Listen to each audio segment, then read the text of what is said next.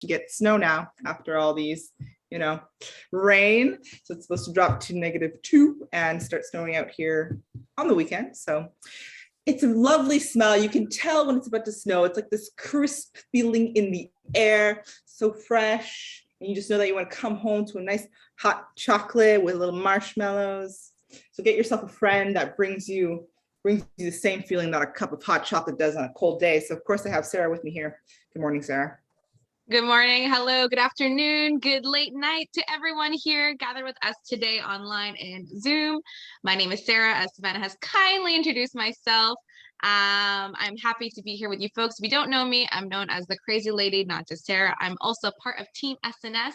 So you're gonna hear Savannah and I refer to us as a duo team more frequently throughout your climb as Team SNS. You'll see it on Instagram, you'll see it throughout your climb, and you'll see it for sure if you join us for the after show after every session. For 30 minutes, you can chill with Team SNS and get all your questions to us. We'll talk more about that later. I see our presentation is ready to go. So without further ado, I would like to also happy to introduce our colleagues from the Global Engagement Team from UFE International. We have Balraj and Adrian with us today. They're going to be presenting to you folks about travel to Canada during COVID-19. I know some of you have already arrived in Canada, which is fantastic, so excited. But if you haven't, this is very important information. So without further ado, I'll give the reins to Balraj and Adrian. Hi, Sarah and Savannah. Good morning, everybody, and welcome to the climb. And thank you, Sarah and Savannah, for inviting us to join the climb today. I love hiking and climbing, literally, and I hope that when you're able to come to Canada and it's good weather, that we're all able to try that real climb in the future. In the meantime, I think we have to climb a lot of things.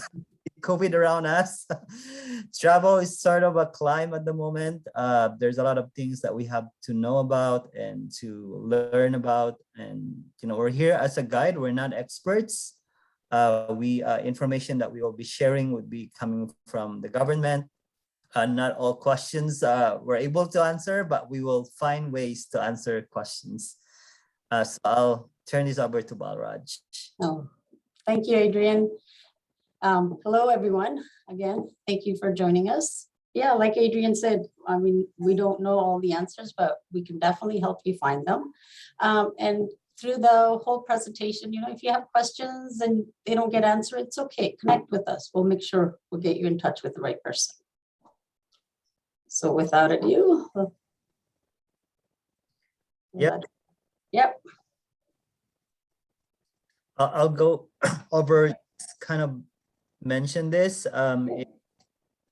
We don't know where you are at the moment. If you've been in Canada for quite a while, you probably hear about the Indigenous people of Canada. And I am currently right now in the area in Abbotsford, owned by the Stolo peoples, my area used to have like 1.5 kilometers. There was a lake owned by the Stolo peoples, and there has been a lot of experiences by them that were not pleasant, but we are in a really good space at the moment to be in solidarity with them, and there's a lot of recognition of how we want to be acknowledging our Indigenous people in Canada. You'll learn more about it, but right now what I really want to do is acknowledge the ability to build community, host this session with you, with Balraj, Sarah, and Savannah, and build our life together in this beautiful land.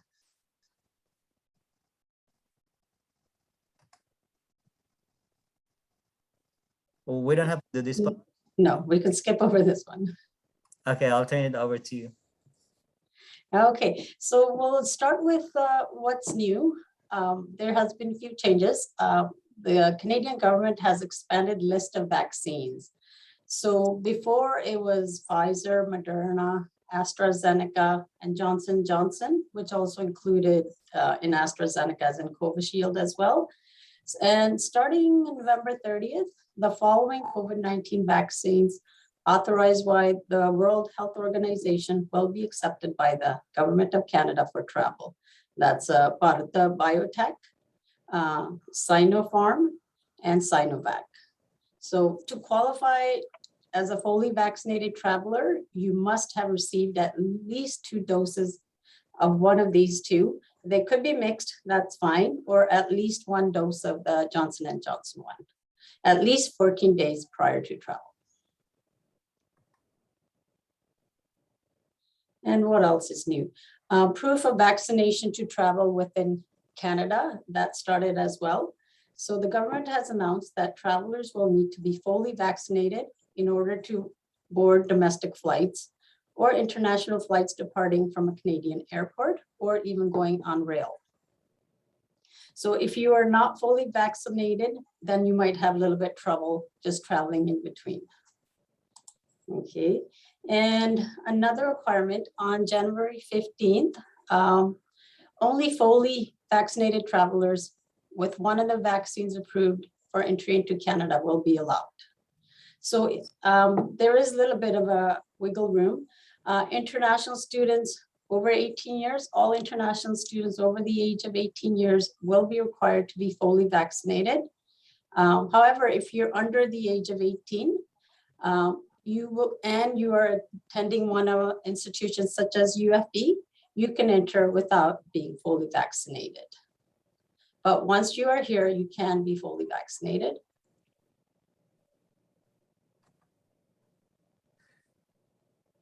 And travel from South Africa, basically just African countries. They have included quite a few countries now as of November 26th, or for all foreign nationals, including students and workers who have traveled through South Africa, Namibia, Zimbabwe, Botswana, Lesotho, Eswatini, Mozambique, Egypt, Malawi, or Nigeria in the last 14 days will temporarily be barred from traveling to Canada. And the two important apps you need to get before you start anything is the ArriveCan app, which is the Canada government app.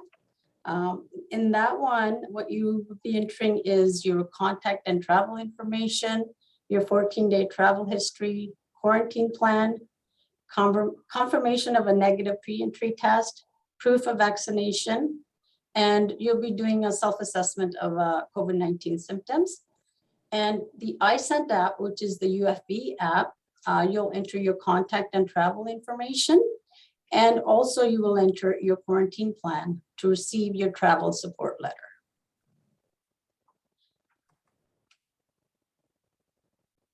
Okay, quarantine plan. You have to have one even if you're vaccinated.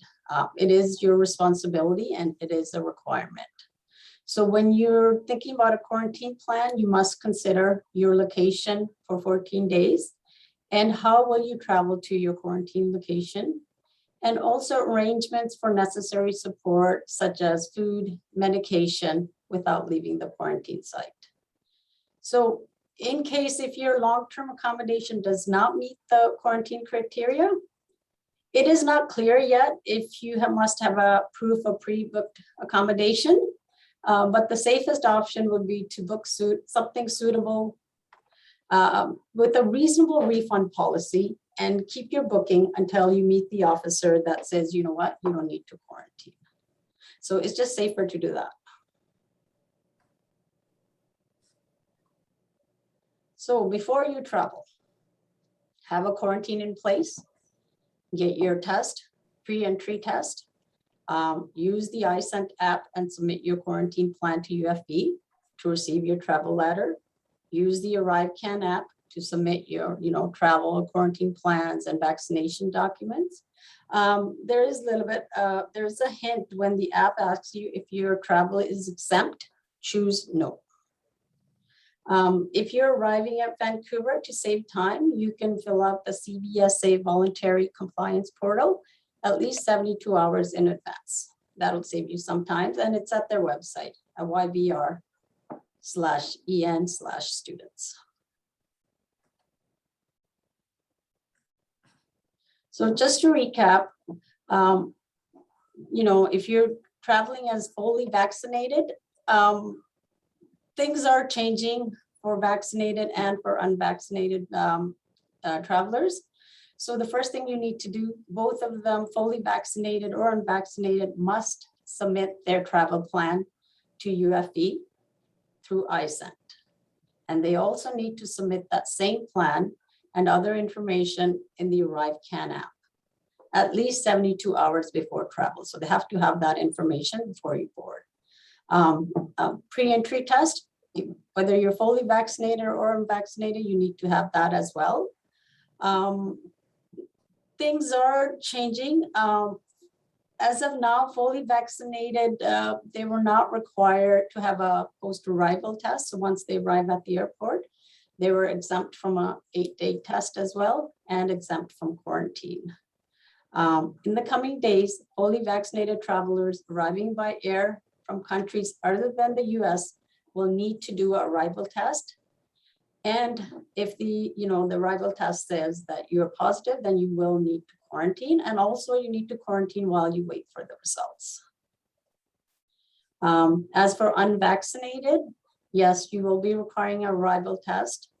Day 8 test required, quarantine, absolute must. And in the coming days as well, unvaccinated travelers arriving by air will now be required to stay in a designated quarantine facility or other suitable locations while waiting for on-arrival results. We don't know what that facility is, or will you have to book a hotel, but we will know in the coming days.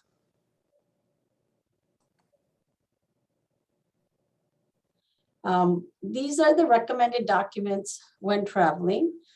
This recommendation is by our immigration specialist, John Fernando. He always recommends you have all these documents with you in a binder, so you have easy access if the officer asks for anything. So the things some things are very must, something it's good to have with you. So he recommends valid passport, of course, and a study permit or letter of introduction. Travel support letter, if you like to have, like I say, it's done through ISENT.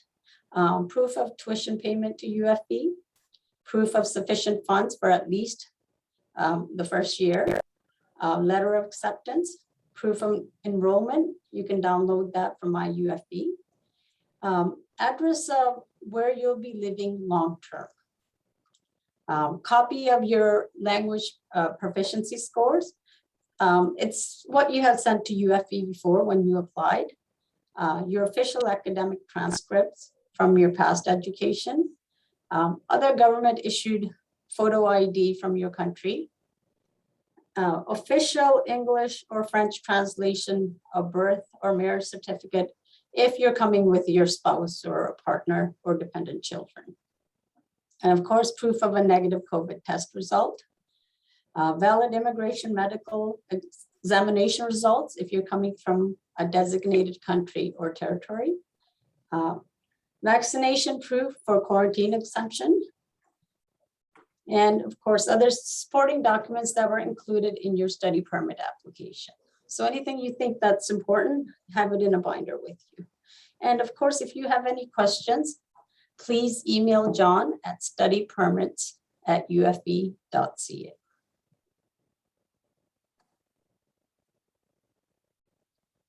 So who makes the final decision on your eligibility to enter Canada? The University of Fraser Valley? No.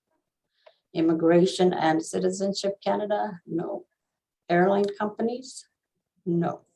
It is the Canadian Border Service Agency. I mean, airline companies, yes, if they don't have your ArriveCAN information, can say, no, you cannot board. But to enter Canada, it's the CBSA that makes the final decision.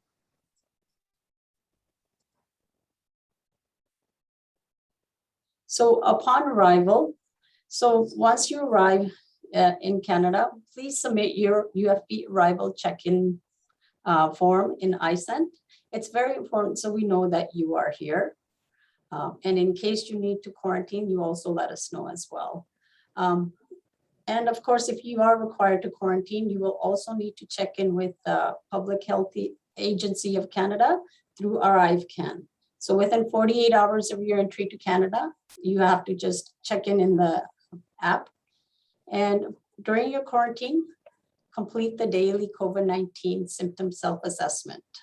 Okay, and like I said, check in with us as well through iSent. And for contacts. So if you have any questions about immigration, you contact studypermits@ufb.ca. And any questions about medical insurance, tuition, refunds, that goes to interaccounts@ufb.ca. And if you have any questions about course registration, that's international.reg@ufb.ca. And if you have any questions about travel, settlements, or anything about accommodations, you contact Adrian and I. And the easiest way to do it is step@ufb.ca. Now, I know there's a lot of information. Please, if you have any questions, you can put them in the chat or just raise your hand, or Adrian and I will try our best to answer it.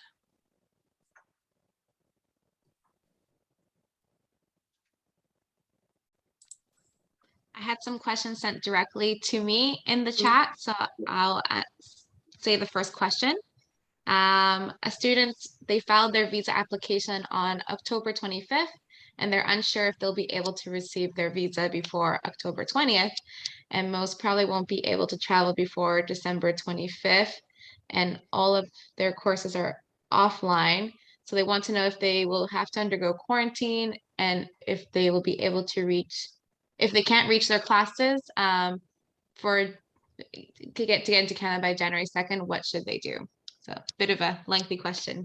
Yeah. But that's a good question though. I know a lot of you're not the only one in this situation, I'm sure. Yeah. Actually, Adrian, you want to take a stab at it? Yeah, I missed the later portion, Sarah. Like you're saying January 22nd is. So I think in a nutshell, they are not, all their classes are in person. Right.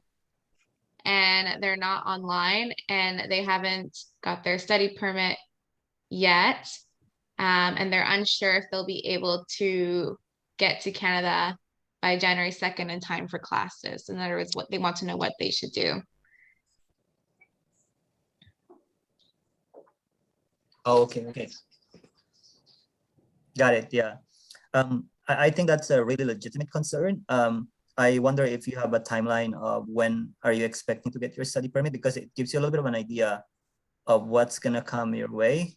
In any case, I would just recommend contacting the registration if you haven't received your study permit, in a timely manner. We don't know what kind of options they can provide, but one of the things that had happened in the past is that you may be able to ask to move to online courses if they are available. That would be the best scenario, because like these policies with travel, restrictions and regulations, they change very quickly. And Balraj was talking about in the coming days, even if you are fully vaccinated, you may have to quarantine while you wait for your test. The good thing about that is that the waiting period would just be around 2 to 3 days, right? So it's not like you're doing a 14-day quarantine, unless of course, if you are positive with COVID-19. So in the past, we have students who might have missed their first week because of quarantine. And the thing that you really need to do when that happens to you is to connect in advance with your professor that you are coming, that you're quarantining, and you won't be able to join the first week or the second week if they have other work, that for you offline that you can do. That would be my answer for that, because there's a lot of things that are beyond our control, especially the study permit part of it. We don't know when it's gonna happen. And once like you have a little bit of a timeline in your head that okay, I'm not really gonna get it, I would contact the registration here, the email that is provided in the chat.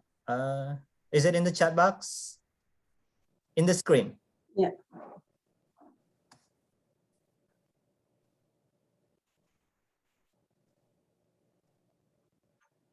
And if you need help, figuring out how to contact your instructors, professors, let us know. We can help you. Thanks, Adrian. There was another question about travel support letters if they're mandatory for international students because of the Omicron. Anybody want to take to that? In the past, they're not mandatory, but it's a lot of students feel good about having it with them. It just, another document that they have from the UFB. Yeah, and to add to what Balraj had mentioned, they're not mandatory, but sometimes the airlines, we've shown you the circles of who are the gatekeepers of you being able to come to Canada, and the airlines sometimes are the one that's really strict.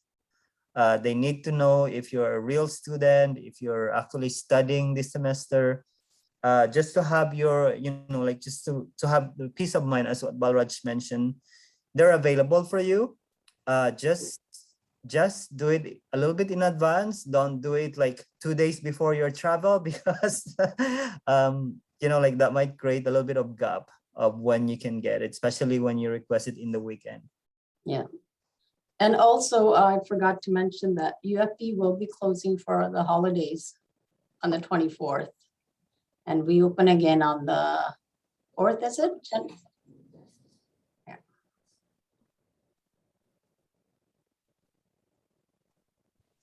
And that reminder is also in your event under event information. So if you want to refer back to that, we have a link that directs you to a UFB page notifying that holiday break.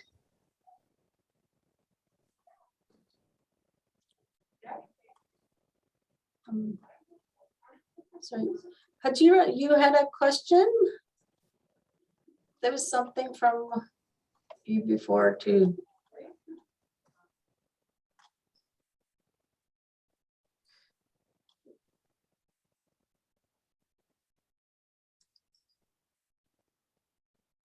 So I see here, Miha has a question.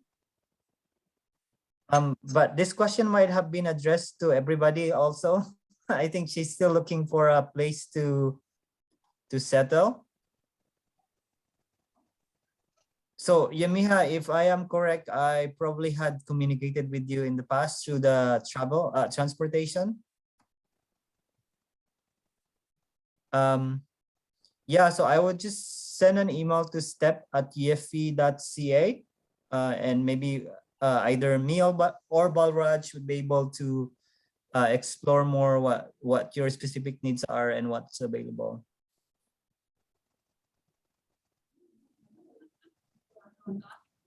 And Gagandeep, you're asking if it's compulsory to book a 14 days, even if you're fully vaccinated. It's, we always say, take the safe step. It's always a good idea to have, like for the quarantine plan, you should have a place. Like I say, you have to find something that has a good refund policy. Like with hotels, yes, you will be charged the first day. You can cancel it soon as you find out at the airport that you do not need to quarantine.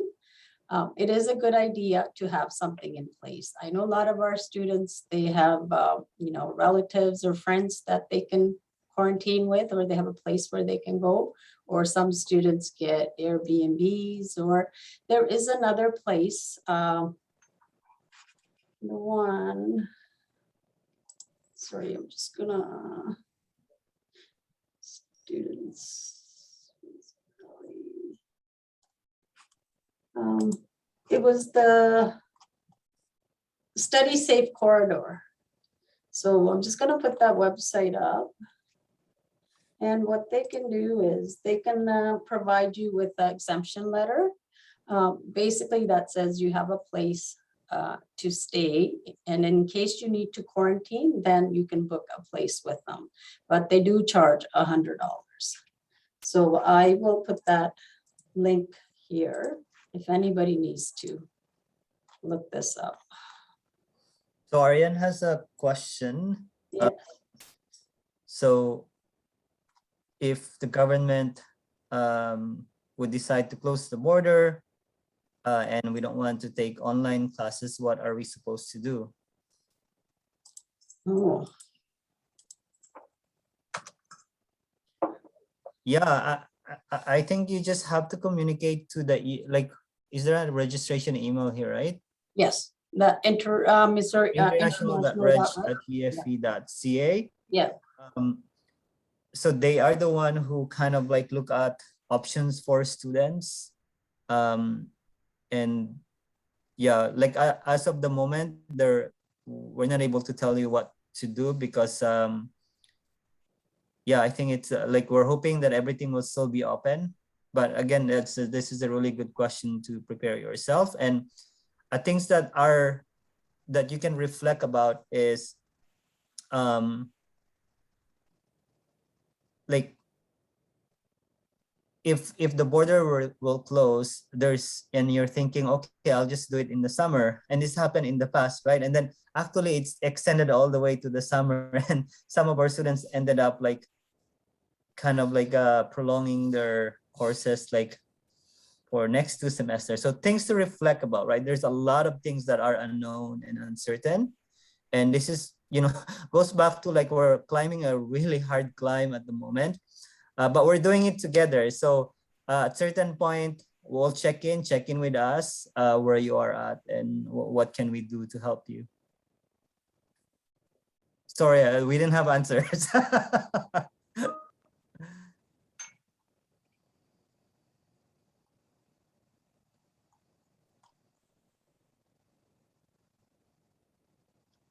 yes, home quarantine is allowed.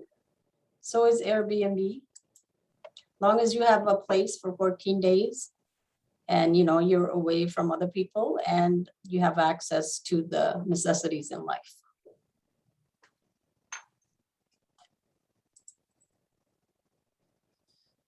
So Jera was talking about their background check, how long that would take. This is a question that you may have to ask John Fernando directly. So we have the email address, studypermit@efe.ca.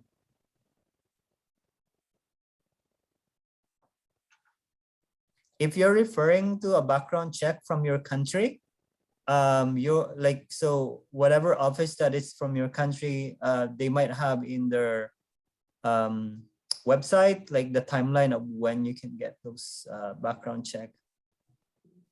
And I think Gabriella had a question that I'm going to enter Canada through Montreal and I'm going to spend 2 weeks there.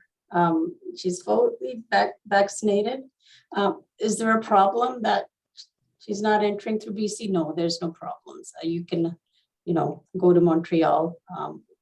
It'll be the same thing there, you know. They'll let you know if you need to quarantine. So if you need to, you would have to do it there. And of course, make sure you have when you come to BC, you can show your proof through your ArriveCAN that you are fully vaccinated. They will need to see that when you leave Montreal to come to Vancouver. Charnbrit was asking whether Vancouver Abbotsford Highway is open for safe travels. Yes, it is open. Abbotsford and Vancouver was never closed. It was only between Chilliwack and Abbotsford.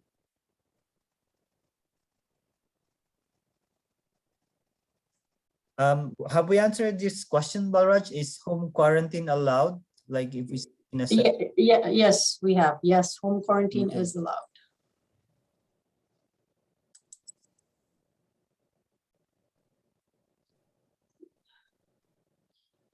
Question, will we get a proof of university medical insurance in case the CBSA asks for it? I think you can get it. You will have to email Enter Accounts. They can tell you how to download it. I believe that's our next session, actually, in your climb. So on this coming Wednesday, we're going to do the medical overview. We'll have Bev talk about your Garden Me plan. and then other things like medical service plan. And of course, we'll have Barre, who's going to talk about your additional medical insurance from the Student Union Society called Student Care. So, but if you're arriving early before the policy start date, we always say get your early arrival medical insurance from GuardMe. But we'll talk more about that on Wednesday. So, or Vashi has a question, fully vaccinated instead of being quarantined, can I stay directly with my sister living there? So as we've kind of mentioned, we don't actually have details about what's gonna be coming in the coming days.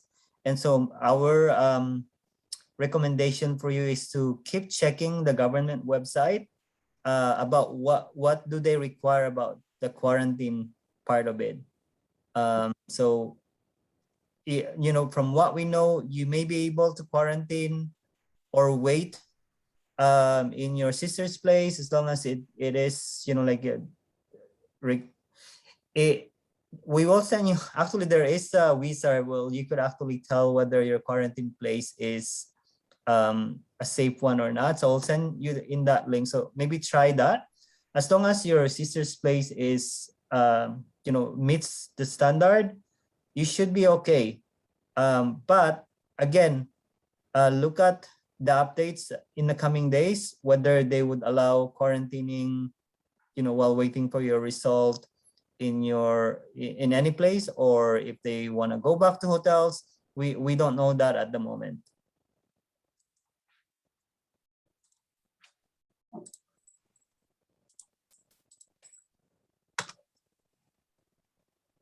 What if I defer my January 22nd intake?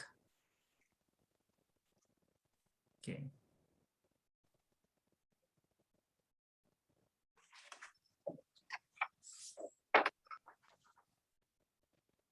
So, gosh, really good questions. These are advising questions, academic advising that, is there a session, Sarah, coming up?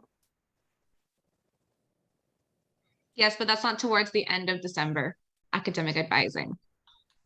Yeah, and this is still again related to contacting our registration office about deferral kind of information.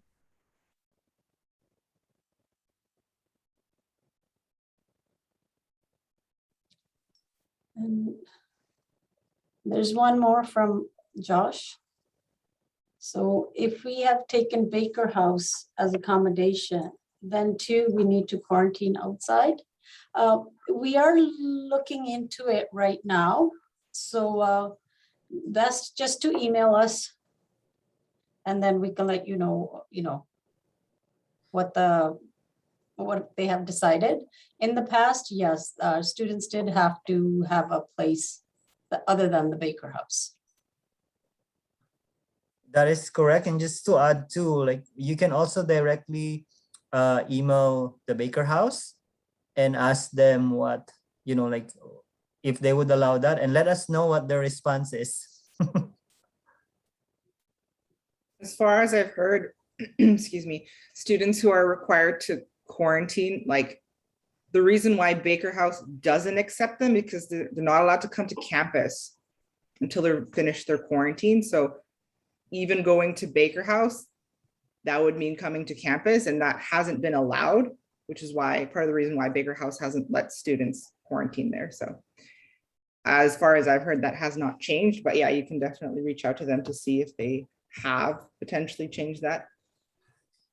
That's a good point, Sabana. So we've made in contact with them this week, but we don't have any updates yet. So I guess like just keep like again, it's all about like being updated with all of this because there's a lot of moving parts. And so I would recommend checking in with whoever your contact person at Baker House. And if we hear something different as well, changes, we will let, we will let, contact us, and then we will let you know as well. Sarah, quick question, Sarah, do we have information now about deferral? There's a lot of questions about deferral here, but I'm not sure if we have information about that? In prep for your climb, the first session we talked about as a reminder at the end. Right.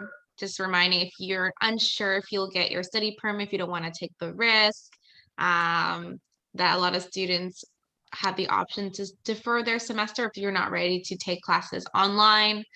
You really want to start in person. It is still your choice at the end of the day. We respect your autonomy as a student. So you do have the option to defer your semester. So I can bring up that slide again, but the deferral deadline, I need to bring it up again. It's I think January 2nd. Savannah, yeah. Okay. Put it in there. Thanks. So yeah, you would have to have all your documents, or I mean, the form filled out for deferrals by January 2nd and submitted by then. And then again, depending on your program and its intakes, you might not be able to necessarily defer to the next semester. So in May, there are certain programs that only have intakes for fall and winter semester. So for example, I think, I can't think of one off the top of my head, but if there isn't one that has a summer intake, you would be deferring from this winter into fall. So you would start in September then, if there is no summer intake for your program. And I can share that the page that I shared from the last session that has all programs and their intakes. So you can see if your program is on that list.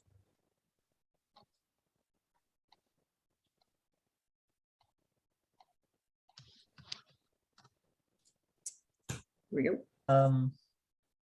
So question just when is the physical in-person orientation for new students? I think Sarah and Savannah can answer that.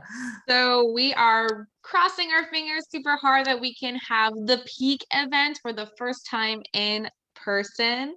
It's the end of your climb. So as we said in prep for your climb session, and for those of you who missed it, here's the quick recap. The peak event is the celebration event, celebrating all the sessions. The sessions represent your trail, making your way all the way up to the peak to see the view and all your accomplishments of making it to UFE. So we're hoping to have that event. It's going to be super fun. There may be music. I don't know. I'm going to spoil the surprise. We got some surprises in store, right, Savannah? For the peak. So in the past, we did it online, but that's the only in-person event we're hoping to do as it's closer. It's the day before the first day of classes, which is January 5th on the Wednesday. So the peak is scheduled to be January 4th at 5:30 until about 8:30 p.m. It's an evening soiree event because you can't have a party in the morning. We're not about those vibes. So it's going to be in the evening. And yeah, we're looking forward to it. Your climb guides will be there. And we invite all of you to attend. So we're hoping to have that. Details soon to come. Follow us on Instagram at climb.ufe, and you'll get all the latest updates regarding to the peak there, and of course on this event. Oh, good. And you probably have mentioned this already. And the ones that are already here and would like a campus tour, we have some in December, if they're interested. Adrian, do you have the dates or? Yeah, we have one coming up already on Tuesday. And so Tuesday and Friday next week. And then there's another one coming up for the next week. Sarah, it's just that I can't get out from my screen share. It's okay. We Let can me see put if the I can map find form. that. Yeah. So Ariane has a question. If my visa is delayed and I don't want to defer, will I get 100% refund? I'm not quite sure. If you don't want to defer, meaning you want to keep studying, then you don't need refunds, right?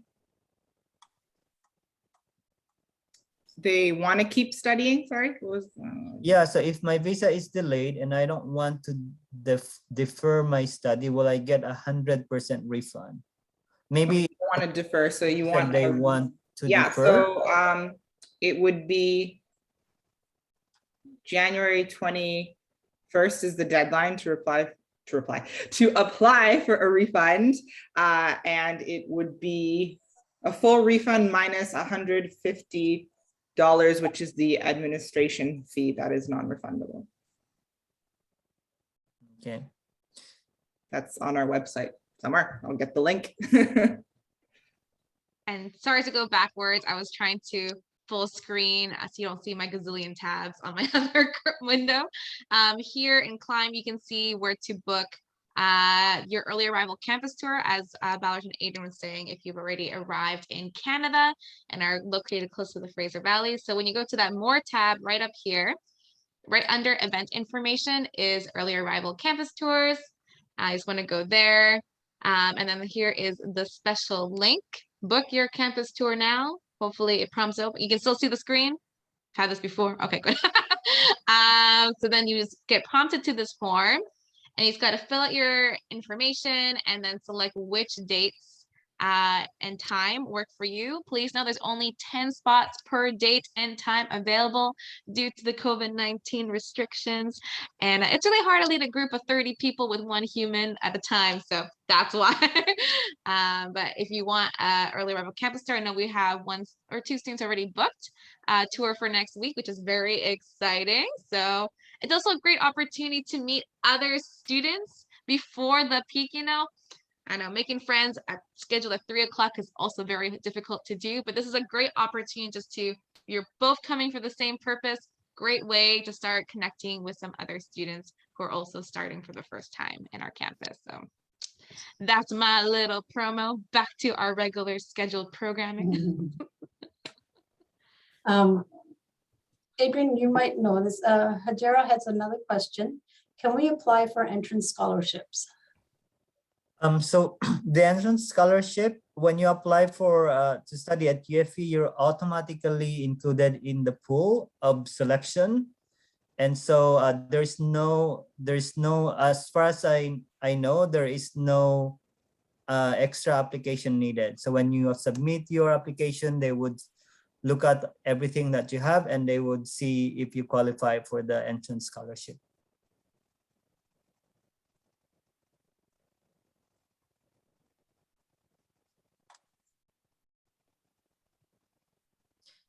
Just making sure if we didn't miss any questions, it's hard to scroll up and down.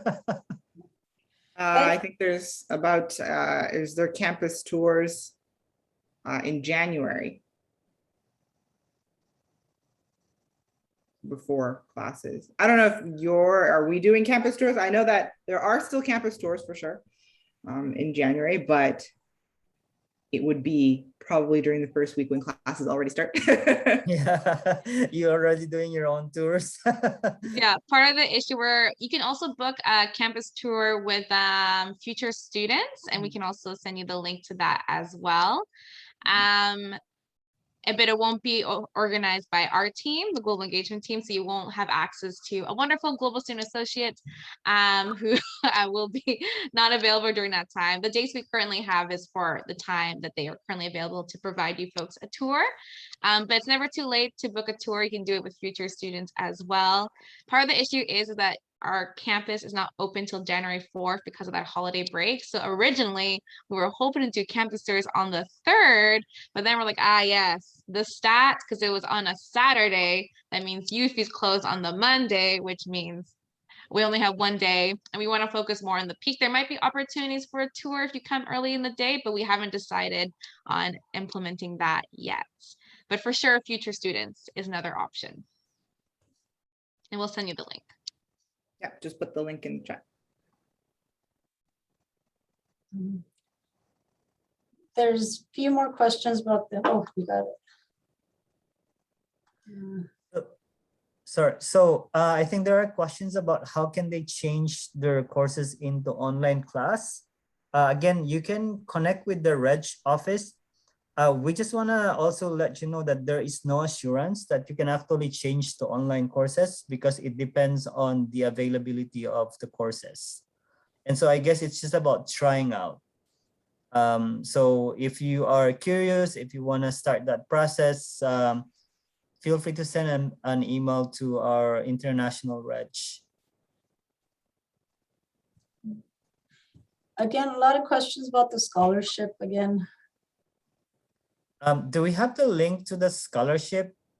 On my way. I'm also on my way. All right, yeah. Should probably be me. The race.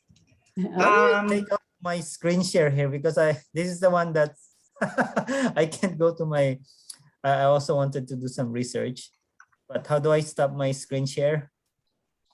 There should be a button at the bottom of your screen. It's kind of, or at the top, sorry, it depends on where it moves, on the top. And then it might look like a square, or it might literally say stop screen share.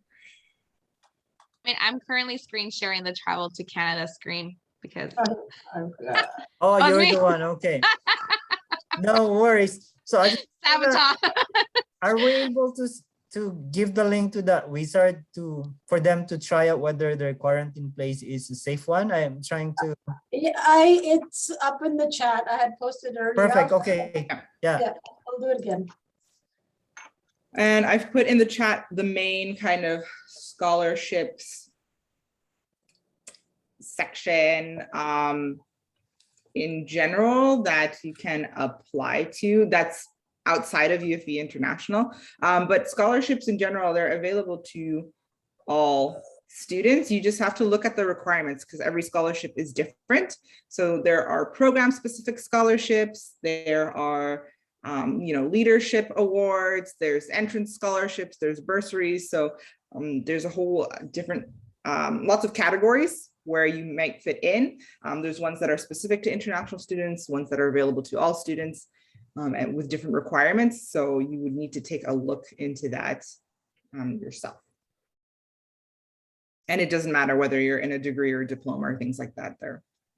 It will say on the scholarship its requirements.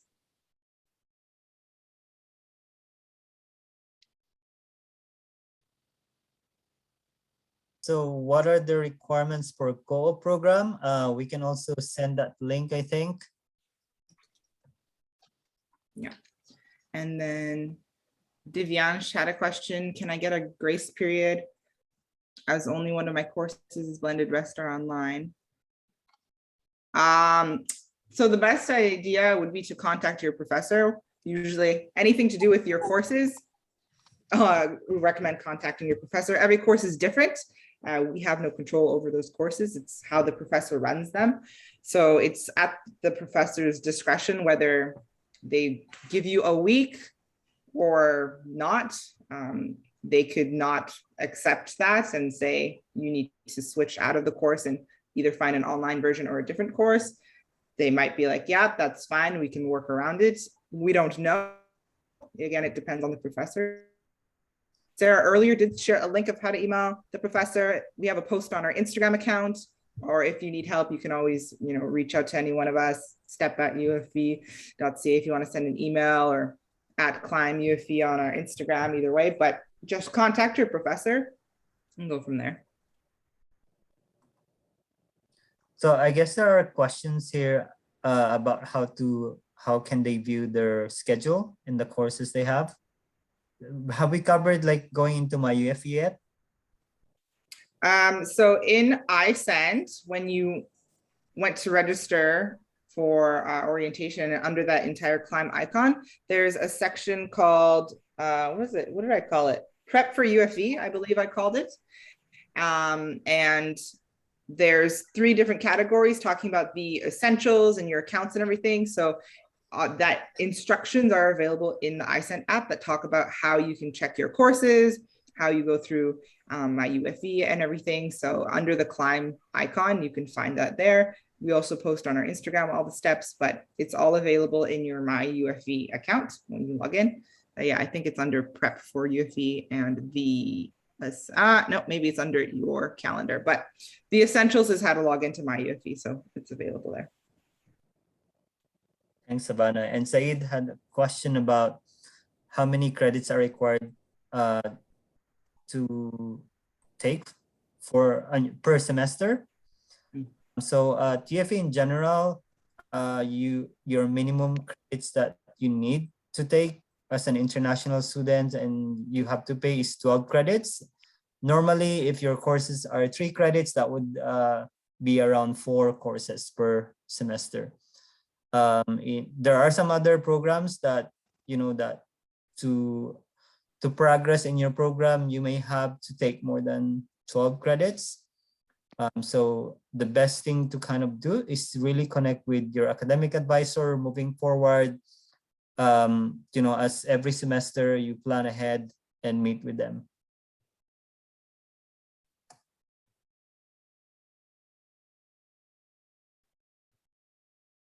We've covered everything, I think. Believe so. Right on schedule for the both of you. It's 9 o'clock, so it's pretty good. Thank you so much, Adrian and Balraj, for coming out this morning on our time zone this morning, or this afternoon for everyone else, late evening. It was a pleasure to have you folks here with us today. There will be another opportunity to connect with Balraj and Adrian, of course. So if you're like, I love those people so much, I want to talk to them again, don't worry, we have another opportunity. They might show up for Canada A, right? We'll talk about Canada in that session. And then, of course, they have Instagram, people. Give them a follow. At Balraj.ufp. And then for Adrian Bontian, UFP. Those are their handles. We'll send a link in the chat. Can't forget them. But at this point, I will now end the recording.